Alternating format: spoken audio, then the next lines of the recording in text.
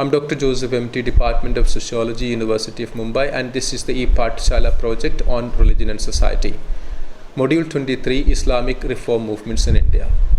In this module, we will look at the way that reform movements have taken shape within Muslim communities in India. We have two sections here. In section 1, we look at reform movements which are of an internal nature, reform within Islam. And the second section, we look at reform that is triggered by kind of developments from the outside. Though both are happening within the Muslim community, there is a difference between both of these. And this is what we are looking at in this module.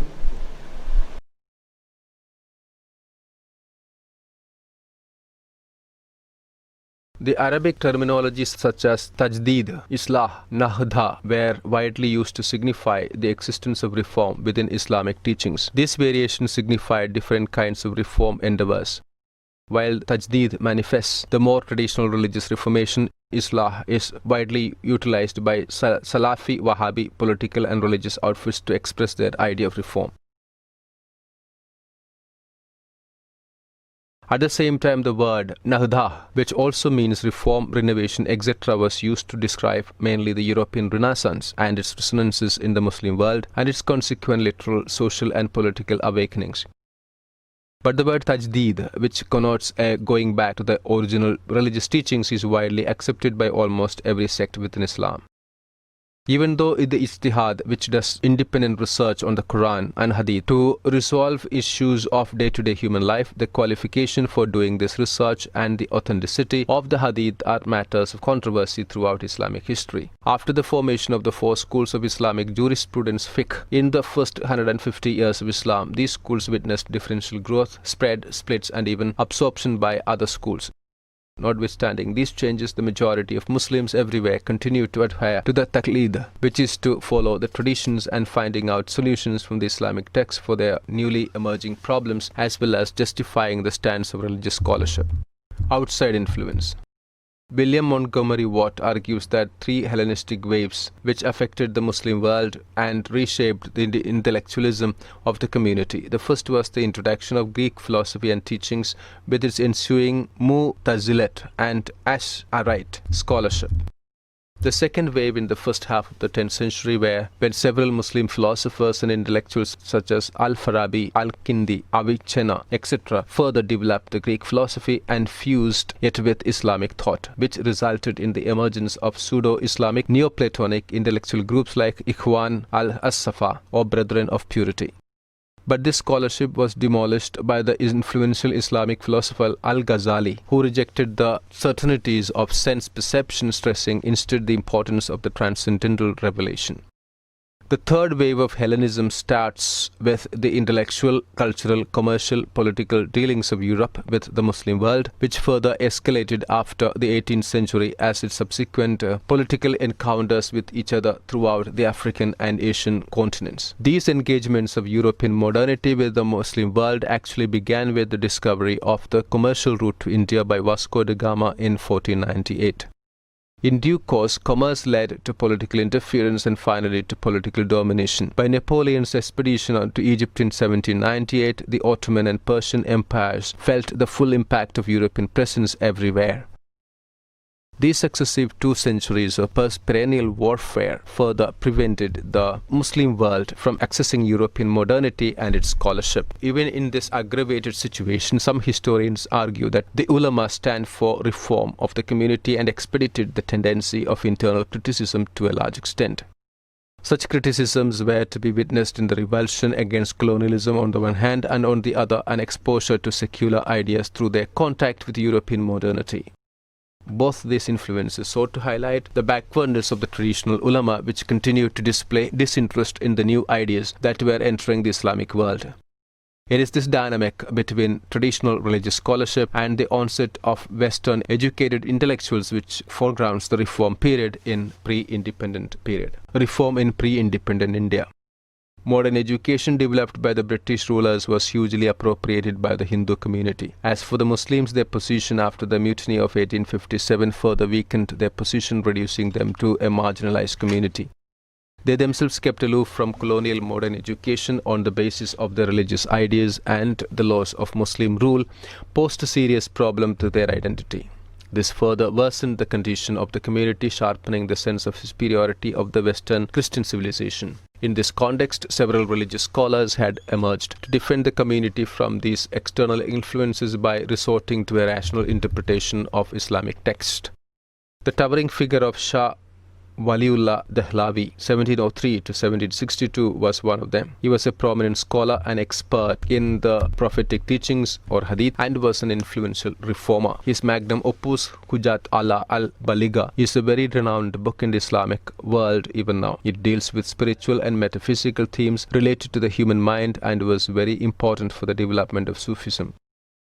He was contemporary of Muhammad bin Abdul Wahhab of Arabia, the founder of the Wahhabi movement. Dehlavi was considered one of the prominent Islamic reformers, and he has interpreted Islam in a simple and systematic way. K. Nizami says that all the socio-religious movements, activities of Indian Muslims that followed at a later period centered around the thought of Sayyid Waliullah, who contributed essential elements to the growth of progressive thoughts in Islam.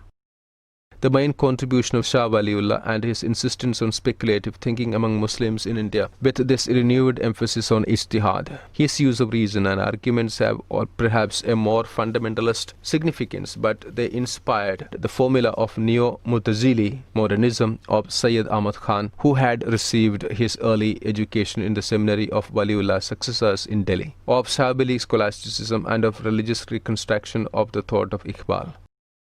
Aziz Ahmad argues that the more classical influences of Waliullah's concept of ijtihad are reflected in the workshop of the ulama of Deoband, whose religious ideology was directly shaped by his school.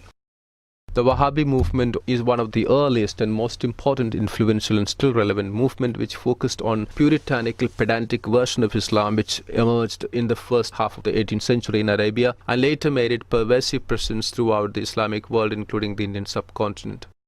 Muhammad ibn Abdul Wahhab, the founder of the Wahhabi movement, further developed the puritanical ideas of the medieval Islamic theologian Imam ibn Taymiyyah, and he fully focused on his own version of Islamic monotheism in the more radical way. H.A.R. Jib and J.H. Kramers conclude the very important doctrines of Wahhabism with their emphasis on a rigid puritanical monotheistic adherence of the faith had a deep impact on the traditional Islamic world. Basam Tibi argues that Wahhabi movement was not only a religious revivalist movement, it had political content also. Its potentially nationalistic aspirations were directed against the Ottoman foreign rule. The Indian branch of the Wahhabi movement of Ahmad Shah Barelvi has also actively participated in the Indian freedom struggle, and that offered a serious threat to the British supremacy in the 19th century.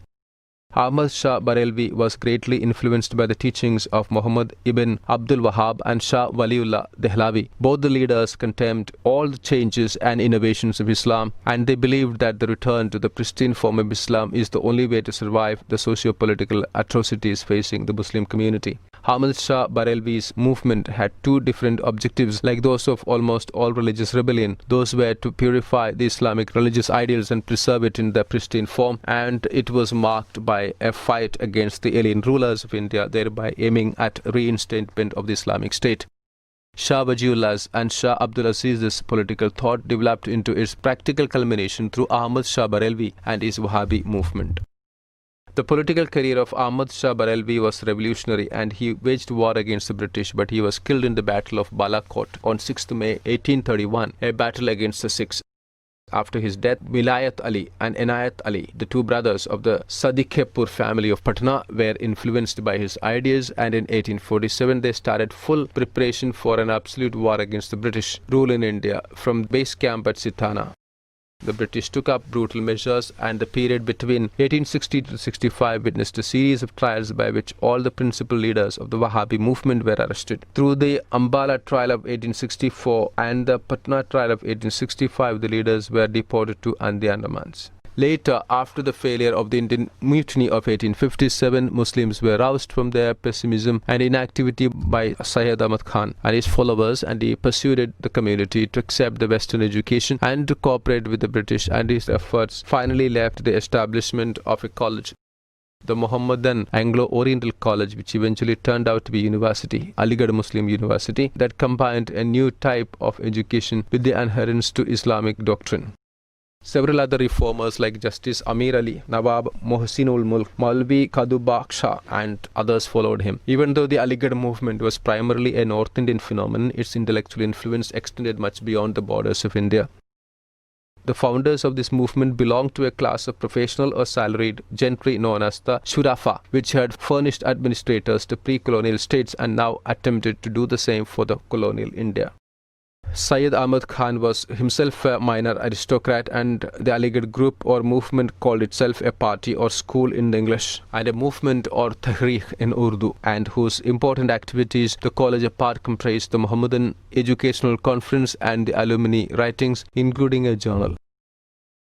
As the aftermath of the same incident, unlike Syed Ahmad Khan, the two English-educated Muhammad Qasim Nanotvi and Rashid Ahmad Gangohi established a madrasa in small North Indian town called Deoband in the United Province, now Uttar Pradesh, in 1867 to disseminate its Islamic culture and law and the tradition attributed to the Prophet and to preserve it from the onslaught of British colonialism. And in that regard, they decided to garner money only from inside the community. Thousands of other madrasas, all called Deobandi, even without any formal affiliation with the parent madrasa, share the same doctrinal orientation. Within several South Asian Islam, the Deobandis distinguish themselves not only from the Shias but also from Sunni rivals such as the Barelvis and the Ahli Hadith, both of which also emerged in India in the second half of the 19th century.